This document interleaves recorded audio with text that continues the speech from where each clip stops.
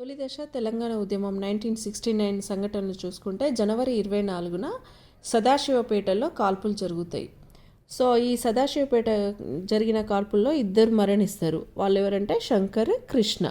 ఇప్పుడు మనకు మలిదశ ఉద్యమంలో 2009లో కనుక మనకి ఎట్లా మొదటి మరణం ఆ మరణం ఎట్లా జరిగిందో ఇక్కడ కూడా మనకి మొదటి మరణం ఎవరు అంటే శంకర్, కృష్ణలు అని చెప్పుకుంటారు. అందులో వచ్చి శంకర్ అనే స్టూడెంట్ 17 సంవత్సరాల వయసు గల స్టూడెంట్. అంటే ఈ అబ్బాయి చేనేత కార్మిక కుటుంబానికి చెందినవాడు. గాంధీ ఆసుపత్రిలో జనవరి 25న మరణిస్తాడు. కృష్ణనేమో కృష్ణ గౌడ్ ఫిబ్రవరి 10న కాల్పుల బారిన పడి హాస్పిటల్లోనే ఫిబ్రవరి 10న మరణిస్తాడు. అంటే మొదటి ఆమరణం 1969లో సంబంధించి మొదటి ఆమరణం చూసుకుంటే భీమనపల్లి శంకర్ 17 సంవత్సరాల వయసు గల చేనేత కార్మిక కుటుంబానికి చెందిన యువకుడు మొదటి ఆమరణంగా మనం చెప్పుకోవచ్చు.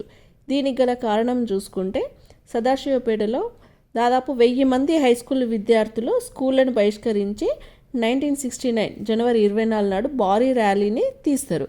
సో ఈ ర్యాలీని చెదరగొట్టడానికి పోలీసులకి విద్యార్థులకు మధ్యన ఘర్షణ కాల్పులు జరుగుతాయి.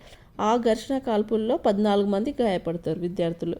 వీరిని గాంధీ ఆసుపత్రికి చేర్చడం వల్ల అందులో మొదటి ఆమరణంగా అప్పుడే చనిపోయింది మాత్రం అంటే